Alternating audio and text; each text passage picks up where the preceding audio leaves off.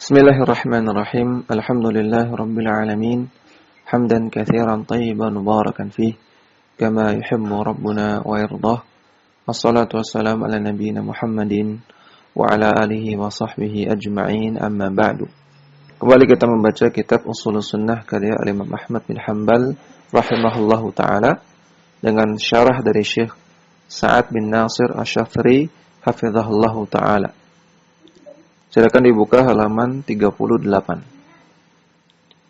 Al-Imam Ahmad bin Hanbal mengatakan, "Fa'alaihi al-imanu bihi wa taslimu lahu." Ya, ini masih melanjutkan perkataan beliau yang kemarin. "Wa man lam ya'rif tafsir al-hadis." Beliau katakan seperti itu. Siapa yang tidak memahami makna dari sebuah hadis, maka hendaknya dia cukupkan diri sampai di situ dan dia tetap menghukumi apa yang ada dalam hadis tersebut. Dan fa'alaihil imanu, wajib bagi dia untuk mengimani hadis tersebut, wa taslimu lahu, dan wajib untuk menerima hadis tersebut dengan lapang dada. Dijelaskan oleh Syekh Sa'ad Asy-Syafiri, ay yakfihi at-taslimu, ay yajibul imanu bima warada bihin nassu. Maksudnya wajib untuk mengimani semua hal yang terdapat di dalam nas, yang terdapat dalam Al-Quran dan As-Sunnah. Wala yushtaratu ayyakuna aqluhu qad balagha fahmahu. Dan untuk mengimani Al-Quran dan As-Sunnah tidak dipersyaratkan harus akal kita itu sampai kepada pemahamannya. Artinya tidak dipersyaratkan kita harus memahami maksudnya. Lakinnahu yajibu alaihi ayyu'mina anna ma ja'at bihin nususu la yumkinu an yukhalifa aqlan sahihan. Namun wajib bagi kita semua untuk mengimani bahwasanya semua yang terdapat dalam nas, semua yang terdapat dalam Al-Quran dan As-Sunnah tidak mungkin menyelisihi akal yang sehat. Fahina idzin yajibu alaihi ayyuqina wa ayyusallima wa ayyadhana bimuqtada hadhihi nususi. Dan ketika itu, wajib bagi dia, wajib bagi kita untuk meyakini nas tersebut, untuk meyakini Al-Quran dan As-Sunnah tersebut, menerimanya dengan lapang dada, dan tunduk kepada muqtada hadhihin nusus, tunduk kepada apa yang dikandung dalam nas-nas tersebut. Ya, maka sekali lagi tidak dibersyaratkan kita harus faham dulu baru iman. Kalau kita faham, alhamdulillah. Kalau kita tidak faham, maka tetap kita imani. Kemudian Al-Imam Ahmad bin Hanbal mengatakan, mislu haditsis shadiqil masduqi. Contohnya adalah hadis as-shadiqul masduq.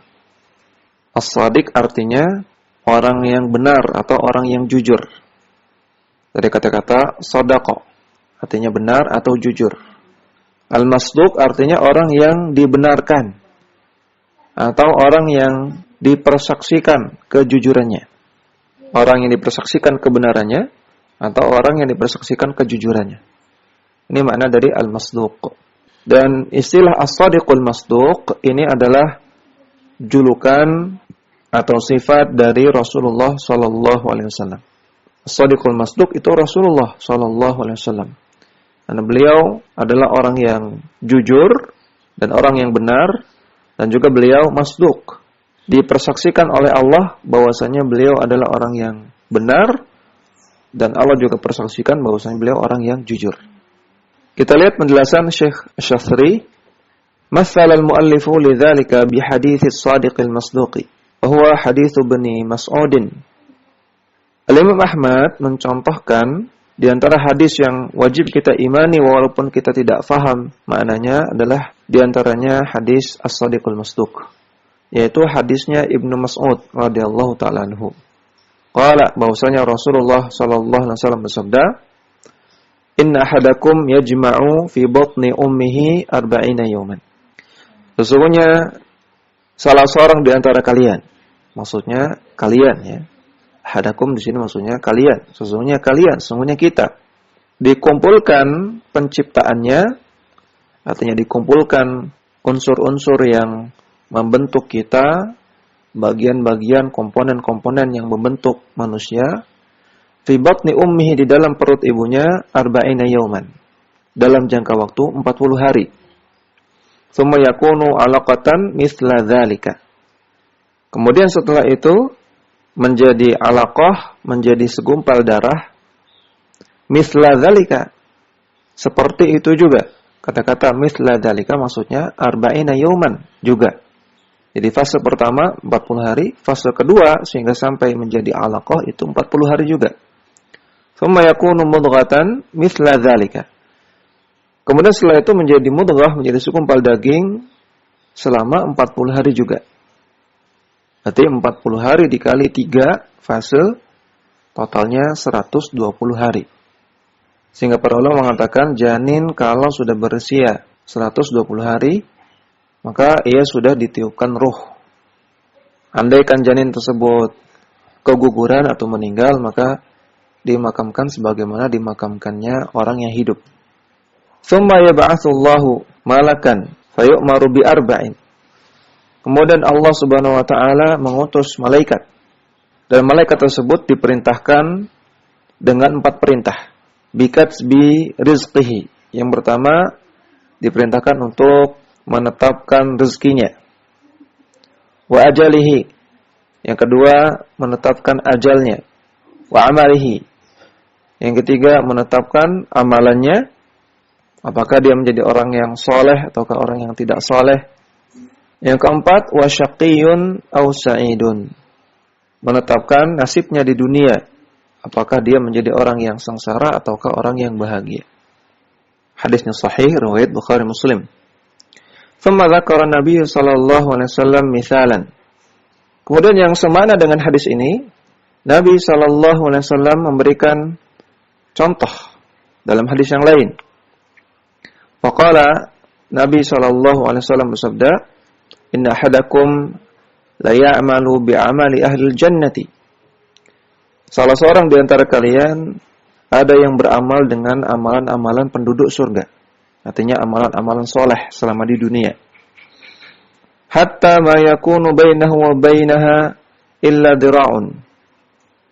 Sampai tidak ada jarak antara dia dengan surga kecuali 1 jengkal saja. Dia mengamalkan amalan soleh sampai seakan-akan dia hampir masuk surga. Fayasbaqu alaihi alkitabu. Namun catatan takdir mendahului dia. Artinya catatan takdir mengatakan berbeda. Fayamalu bi'amali ahli nari fayadkhuluha. Kemudian dia mengamalkan amalan penduduk neraka di akhir hidupnya. Artinya dia mengamalkan amalan-amalan maksiat, kebid'ahan atau kesyirikan di akhir hidupnya. Sehingga akhirnya fayadkhuluha, dia pun akhirnya masuk ke neraka. Waliyadzubillah. Wa inna hadakum la ya'malu bi'amali ahli nari. Dan di antara kalian ada yang mengamalkan amalan penduduk neraka. Hatta ma yakunu bainahu wa bainaha illa dhira'un. Sampai antara dia dengan neraka itu tinggal 1 jengkal. Nah, dia mengamalkan amalan maksiat, amalan keburukan, kekufuran, maka hampir-hampir dia akan masuk neraka. Fayasbaqu alaihi alkitabu, namun didahului oleh catatan takdir. Fayamalu bi'amali ahli jannati fayadkhuluha. Kemudian di akhir hidupnya dia mengamalkan amalan penduduk surga, amalan soleh, dan akhirnya dia pun menjadi penduduk surga, masuk ke surga. Disebutkan di dalam catatan kaki nomor 1. Al-hadits rawahu al-Bukhari wa Muslimun fi sahihaihima. An Abdullah bin Mas'ud radhiyallahu anhu. Hadis ini diriwayatkan oleh Bukhari Muslim dalam Sahih Bukhari Muslim dari sahabat Abdullah bin Mas'ud. Ya, kita lihat bagaimana pemahaman yang benar dalam memahami hadis ini. Qala Ibnu Rajab fi Jami'il Ulumi wal Hikami. Ibnu Rajab Al-Hambali menjelaskan dalam kitab Jami' al-Ulum wal Hikam. Beliau katakan, "Wa min huna kana sahabatu wa man ba'dahum min as-salafis salih yakhafuna 'ala anfusihim an-nifaq."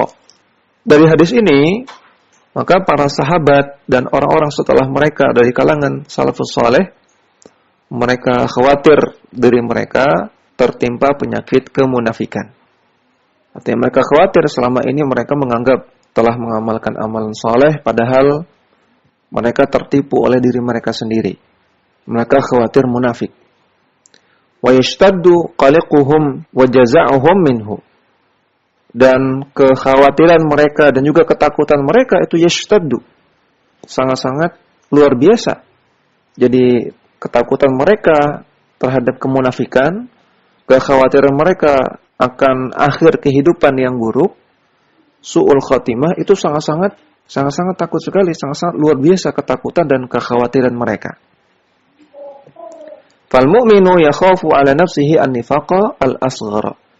Maka seorang mukmin itu, kalau dia seorang mukmin yang sejati, dia akan senantiasa khawatir dirinya tertimpa penyakit kemunafikan yang asghar, munafik kecil, seperti dengan berdusta, mengkhianati amanah, mengingkari janji, kemudian berbeda antara perkataan dengan amalan, berbeda antara sikap di tengah orang banyak dengan ketika sendirian. Ini nifaq asghar.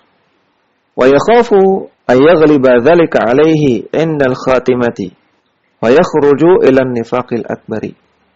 Dan mereka juga khawatir, seorang mukmin yang sejati khawatir penyakit kemunafikan akan menguasai dirinya di akhir kehidupan, sehingga akan mengeluarkan dia dari nifaq asghar masuk ke dalam nifaq akbar. Yang nifaq akbar ini termasuk kekufuran. Kama taqaddama anna dasa'isa su'i al-khafiyyata tujibu su'al khatimati. Sebagaimana telah kita jelaskan, kata Ibnu Rajab, bahwasanya dasa'isa su', keburukan-keburukan yang dianggap kecil, keburukan-keburukan yang dianggap remeh, yang ringan-ringan, yang khafiyyah, yang samar, kalau dilakukan terus-menerus akan tujibu su'al khatimah, akan mengakibatkan su'ul khatimah, akhir kehidupan yang buruk. Mati di atas keburukan, termasuk mati di atas maksiat, mati di atas kebid'ahan, atau waliyadzubillah mati di atas kekufuran. Intaha kalamhu, sampai sini perkataan Ibnu Rajab. Perhatikan ya, hadis di atas, hadis as-shadiqul masduq, bahwasanya setiap manusia sudah ditetapkan takdirnya oleh Allah Subhanahu wa taala. Demikian juga di hadis selanjutnya bahwasanya setiap kita sudah diketahui oleh Allah bagaimana akhir kehidupannya. Apakah menjadi penghuni neraka ataukah penghuni surga. Ini tidak dipahami oleh para sahabat dan juga para salafus saleh bahwasanya sudah kita tidak perlu beramal. Kan sudah ditentukan akhir kehidupannya. Dan juga tidak dipahami oleh para sahabat dan juga para salafus saleh bahwasanya tidak ada takdir. Tidak dipahami oleh mereka untuk menafikan takdir, tidak. Namun dari hadis ini yang muncul dalam benak mereka, yang muncul dalam pemahaman mereka adalah rasa takut terhadap su'ul khatimah. Khawatir memiliki akhir kehidupan yang buruk. Dan juga khawatir terhadap penyakit nifaq. Yaitu kita selama ini merasa sudah baik, padahal ternyata kita masih bobrok. Masih banyak kelalaian, masih banyak dosa, masih banyak kekurangan. Nah, ini pemahaman salafus saleh seperti itu. Bukan berarti tidak beramal, bukan berarti menafikan takdir. Kembali ke syarah. Fahadzal haditsu fihi umurun la tudrikuhul uqulu. Hadis ini di dalamnya terdapat beberapa perkara yang tidak digapai oleh akal. Lakinnana yajibu alaina an nusallima biha wa adamu idraki uqulina laha la yadullu ala anna al-aqla yamnauha. Namun kita tetap wajib untuk menerima hadis ini dengan lapang dada, dan ketika akal kita tidak bisa menggapainya, tidak bisa memahaminya, ini tidak menunjukkan bahwasanya apa yang ada dalam kandungan hadis ini adalah perkara yang mustahil. Kemudian kita kembali ke matan. Imam Ahmad mengatakan, wa mithlu ma kana mithluhu fit takdiri. Dan contoh yang lain adalah hadis-hadis tentang takdir. Syarih mengatakan, qala wa mithlu ma kana mithluhu fit takdiri fa inna ahaditsal qadari la tablughu ba'dul uquli ma'rifata kunhiha. Karena hadis-hadis tentang takdir, sebagian akal atau akal dari sebagian orang tidak mengetahui bagaimana hakikatnya. Kaifa ya'lamullahu wa yaqdirullahu wa yakhluqullahu fa'lal abdi thumma yu'aqibuhu alaihi. Sebagian orang tidak memahami bagaimana Allah Ta'ala mengetahui perbuatan-perbuatan manusia, sekaligus Allah juga yang menentukan takdirnya, sekaligus juga Allah juga yang menciptakan perbuatan-perbuatan tersebut. Namun Allah juga yu'aqib, Allah juga yang memberikan hukuman, yang memberikan adab atas perbuatan-perbuatan tersebut. Wa ba'dun nasi aqluhu la yumayyizu wa la yudriku dzalika. Sebagian orang akalnya nggak bisa membedakan dan nggak bisa menggapai, tidak bisa memahami hal ini. Fahina idzin naqulu kaunu aqlika la yudriku wa la yuhitu bihi la ya'ni adama sihhatihi aw butlanihi. Maka ketika itu kita katakan, walaupun akal Anda tidak bisa memahaminya dan tidak bisa menggapainya, bukan berarti hal tersebut tidak benar atau perkara yang batil. Wala yadullu ala adami idraki aqli ghairika lahu. Dan juga tidak menunjukkan bahwasanya orang lain juga tidak bisa memahami. Ketika Anda tidak bisa memahami, bukan berarti orang lain juga sama seperti Anda. Karena bisa jadi orang lain paham, cuma Anda saja yang tidak paham. Kemudian Al-Imam Ahmad bin Hanbal mengatakan, wa mithlu ahaditsir ru'yati kulliha. Dan contoh yang lain adalah hadis-hadis tentang ru'yah. Ru'yah di sini maksudnya melihat Allah Subhanahu wa taala di akhirat. Syarih mengatakan, wa mithlu dzalika aidan ahaditsur ru'yati allati fiha itsbatu ru'yatil mu'minina lillahi subhanahu wa ta'ala yaumil qiyamati. Dan contoh yang lain juga adalah hadis-hadis tentang melihat Allah yang di dalamnya terdapat penetapan bahwasanya orang-orang beriman akan bisa melihat Allah Subhanahu wa taala di hari kiamat. Wa min dzalika contohnya ma warada fil hadithi anna nabiyya sallallahu alaihi wasallam qala, yang terdapat dalam hadis bahwasanya Rasulullah sallallahu alaihi wasallam bersabda, satarawna rabbakum iyanan kama tarawna al-qamara lailatal badri. Kalian akan melihat Rabb kalian, akan melihat Allah Subhanahu wa taala iyanan dengan mata kepala kalian sendiri, sebagaimana kalian melihat bulan di malam purnama. Fa in istata'tum alla tughlabu ala salataini, salatil fajri wa salatil asri.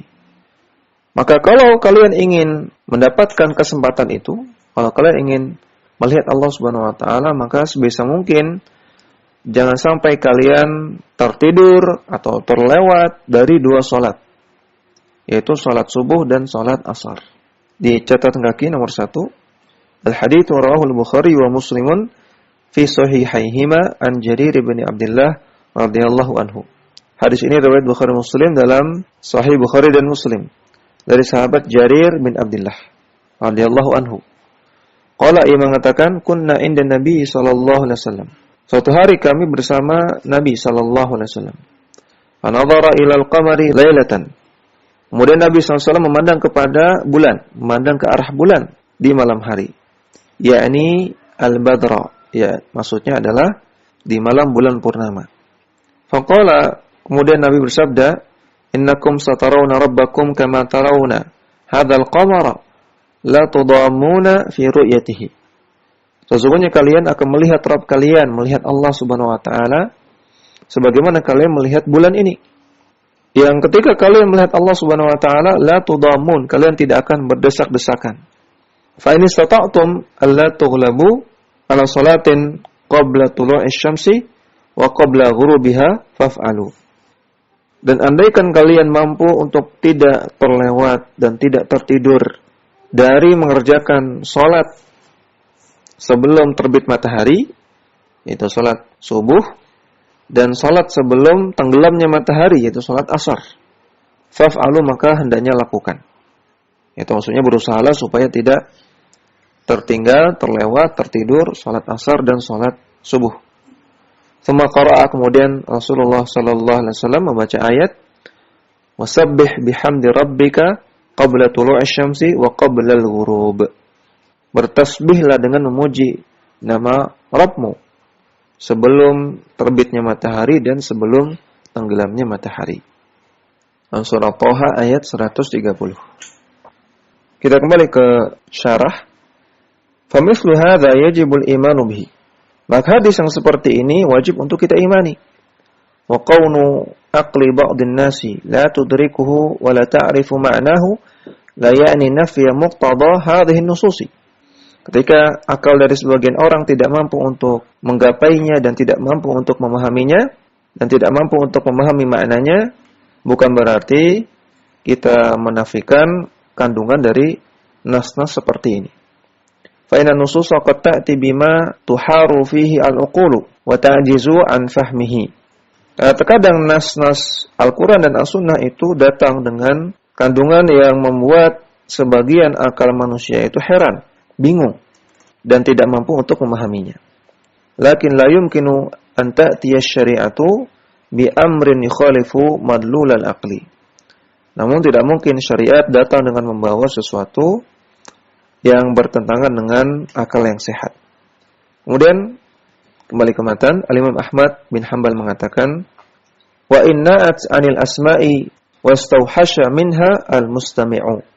Walaupun hadis-hadis tersebut na'at 'anil asma'. Na'at dari kata-kata na'a artinya ba'uda, artinya jauh.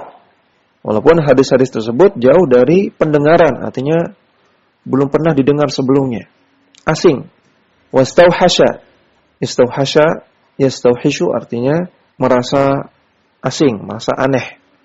Jadi walaupun hadis-hadis tersebut belum pernah didengar sebelumnya dan terasa aneh oleh orang yang mendengarnya. Syarih mengatakan, qala al-mu'allifu wa inna'at 'anil asma', yakni nahnu nuthbitu hadhihi al-akhbara wa in ja'ana man qala bi anna hadhihi al-akhbara tanu'u 'anil asma'i wa tataraffa'u. Maksudnya kita hendaknya tetapkan hadis-hadis tersebut. Ya, kita tetapkan khabar-khabar tersebut. Khabar di sini artinya hadis. Kita imani, kita tetapkan hadis-hadis tersebut. Walaupun datang kepada kita orang yang mengatakan bahwasanya akhbar atau hadis-hadis tersebut tanu'u 'anil asma', terdengar asing, wa tataraffa dan nampak aneh. Wa la tusaddiqu biha asma'una, dan tidak dibenarkan oleh pendengaran kita. Artinya tidak dibenarkan oleh akal kita ketika kita mendengarnya. Fa naqulu nahnu mutalibuna bil imani wat tasdiqi bima warada fi hadhihi an-nususi fasam'an wa ta'atan.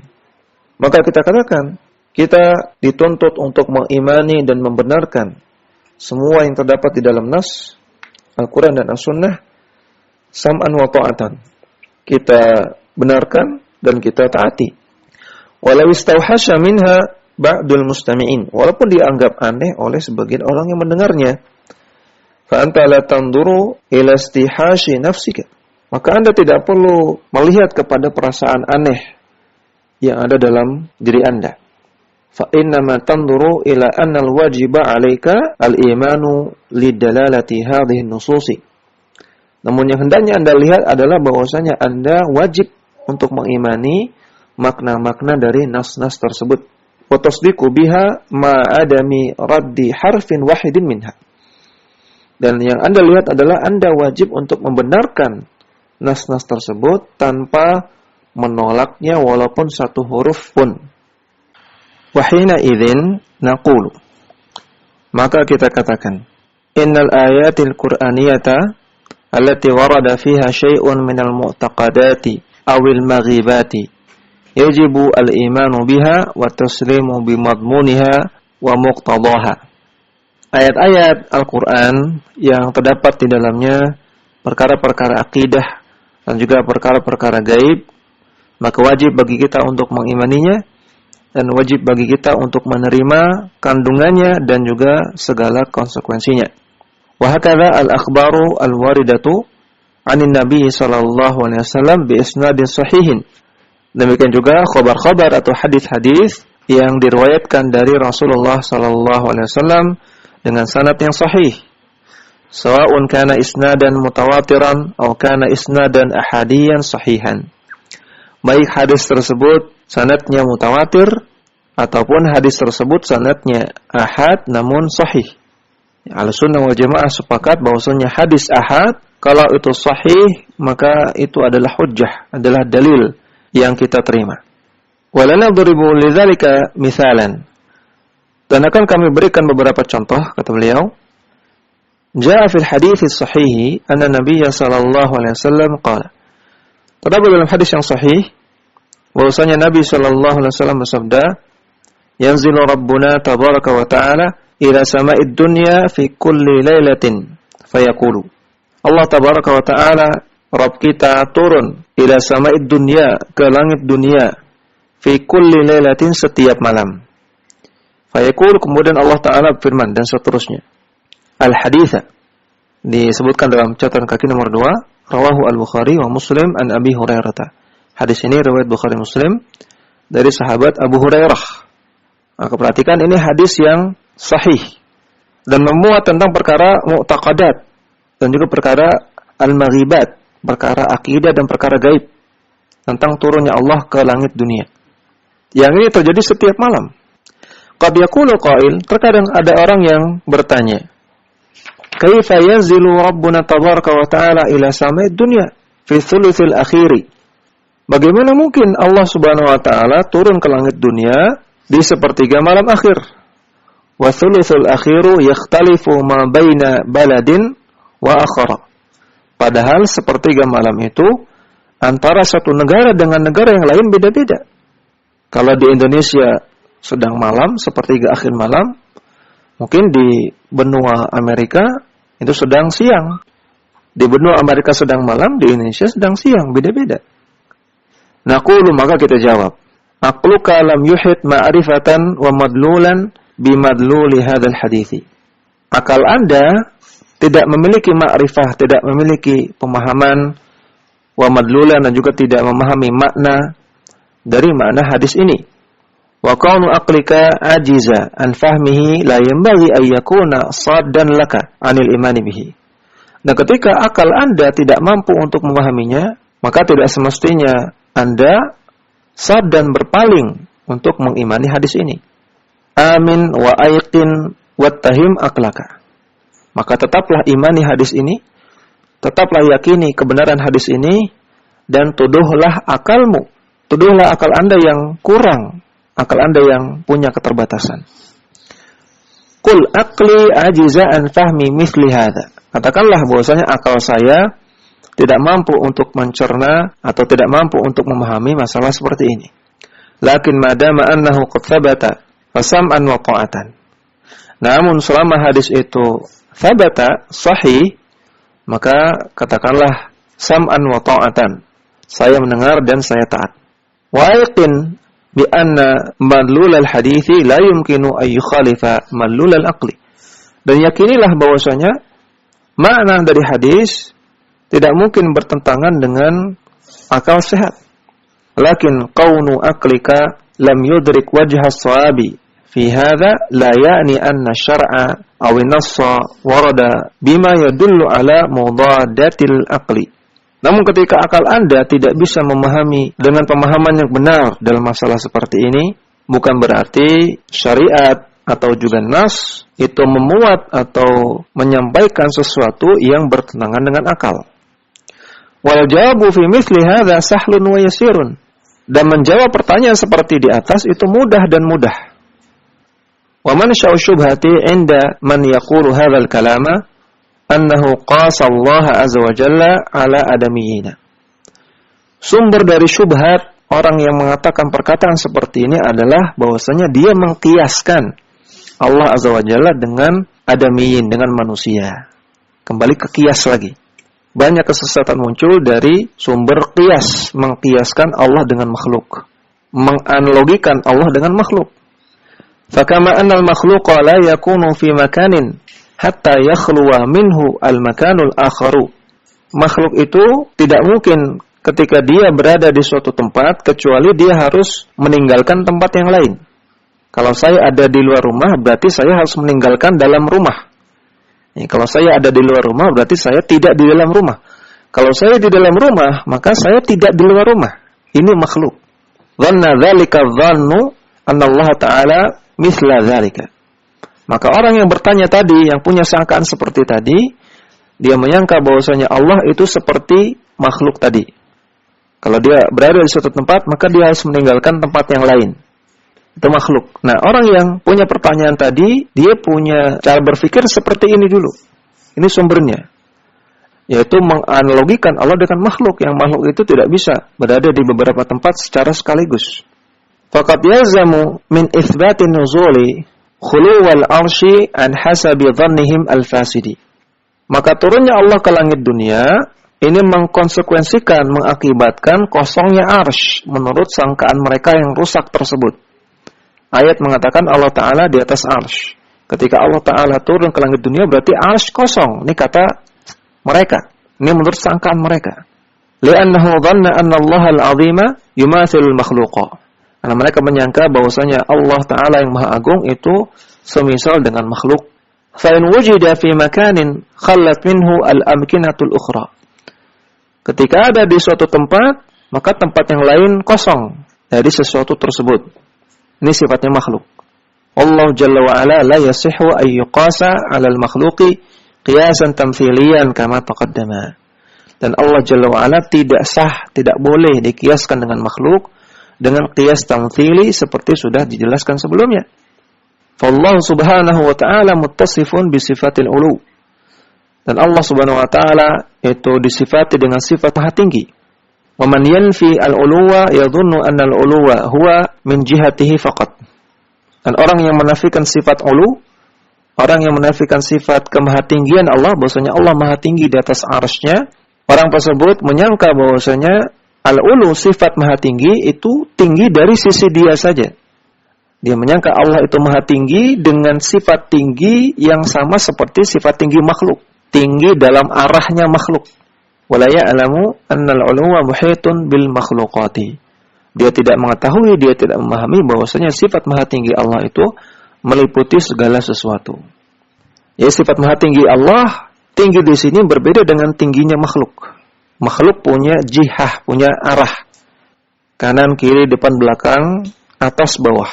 Nah, ini atas tadi itu tingginya makhluk, tinggi dalam versi makhluk. Adapun sifat maha tinggi Allah Subhanahu wa taala itu tidak sama dengan sifat tingginya makhluk. Kalau sifat tinggi makhluk itu relatif. Makanya tadi kata beliau, orang yang menafikan sifat maha tinggi itu karena dia menilai tinggi itu relatif dari sisi dia saja. Karena orang itu ketika dia di atas pohon dia tinggi, namun dia masih di bawahnya orang yang berada di atas gedung. Ketika orang berada di atas pesawat, dia tinggi, namun dia masih di bawah orang yang berada di atas wahana luar angkasa, ya, space station di sana. Jadi sifat tingginya makhluk itu relatif. Tinggi menurut siapa? Tapi kemahatinggian Allah Subhanahu wa taala itu tidak relatif. Maha tinggi Allah itu mutlak. Karena maha tingginya Allah berbeda dengan tingginya makhluk. Sehingga sekali lagi, orang-orang yang menafikan sifat-sifat Allah itu biasanya diawali karena mereka menyamakan Allah dengan makhluk dulu. Karena diawali oleh konsep berpikir ini, menyamakan dengan makhluk dulu, setelah itu baru menolak sifat. Sebagaimana sudah pernah kita jelaskan dalam kajian kitab Al-Mustafad ala Lum'atil I'tiqad. Demikian yang bisa kita baca. Wassallallahu ala nabiyina Muhammadin wa ala alihi wa sahbihi wasallam.